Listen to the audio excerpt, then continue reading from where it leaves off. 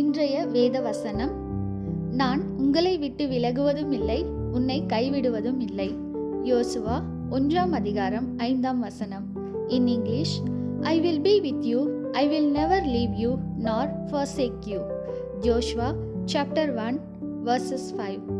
இன்றைய பொன்மொழி, உபவாசம் என்பது பதுங்கும் அனுபவம் அல்ல, வல்லமையாய் பாயும் அனுபவமே.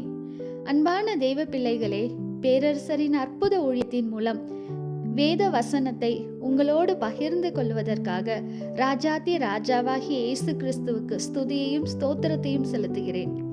இந்நாளில் வேத தியானமாக யோசுவா 1 அதிகாரம் 5 வசனத்தை நாம் பார்ப்போமானால், யோசுவாவை பார்த்து கர்த்தராகிய இயேசு கிறிஸ்து சொல்லுகிறார், நான் மோசேயோடு இருந்தது போல நான் உன்னோடு இருக்கிறேன், உன்னை விட்டு விலகுவதும் இல்லை, கைவிடுவதும் இல்லை என்றார்.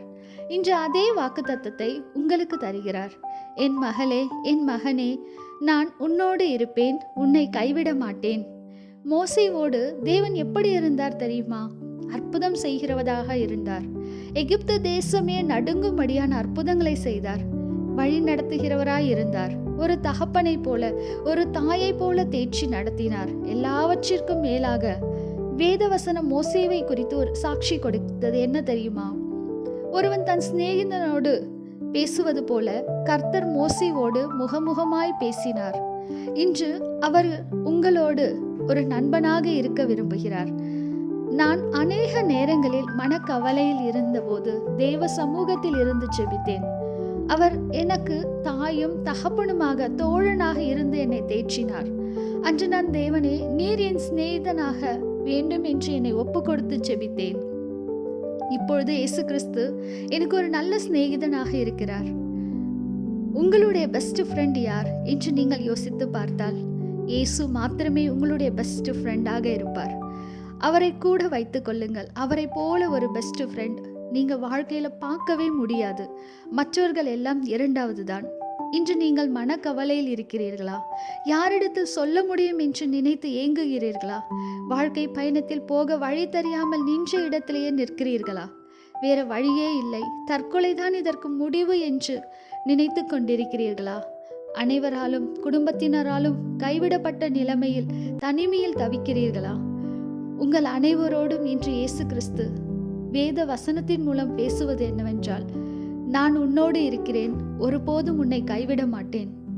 அப்படிப்பட்ட ஒரு நல்ல தேவன் நமக்கு சிநேகிதராக, நாம் அனைவரையும் ஒவ்வொருவருடைய கரத்தை பிடித்து நடத்துகிற தேவன் நம்மோடு இருக்கிறார். அப்படிப்பட்ட தேவனை நம் வாழ்க்கையில் அநேக நேரங்களில் அவரோடு கூட நடக்காமல் தவறின நேரங்கள் உண்டு. இப்பொழுதும் நாம் மனம் திரும்பி கர்த்தராகிய இயேசு கிறிஸ்து நீர் ஒருவர் போதும் என்று நாம் கூறும் பொழுது அவர் நம்மோடு இருக்கிறார் என்ற அனுபவத்தை நாம் உணர்ந்து கொள்ள முடியும். வாருங்கள், தேவ சமூகத்தில் ஜெபிப்போம். கர்த்தராகிய இயேசு கிறிஸ்துவே, உமக்கு ஸ்தோத்திரம் தகப்பனே. பரிசுத்த ஆவியானவரே, உமக்கு நன்றி செலுத்துகிறோம் ராஜா.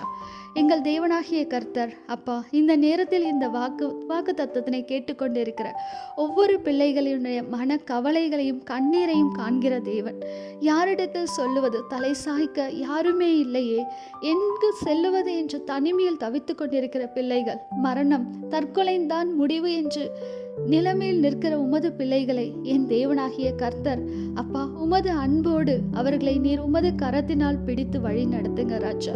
அன்று மோசேவோடு இருந்த தேவன், யோசுவாவோடு இருந்த தேவன், மோசேவை சிநேகிதனாக ஏற்றுக்கொண்ட தேவன், இன்று உமது பிள்ளைகளையும் என் தேவனாகிய கர்த்தர் நீர் ஒருவரே அவர்களுக்கு சிநேகிதனாக இருந்து அவர்களை நடத்தி செல்ல போவதற்காக உமக்கு ஸ்தோத்திரம் ராஜா.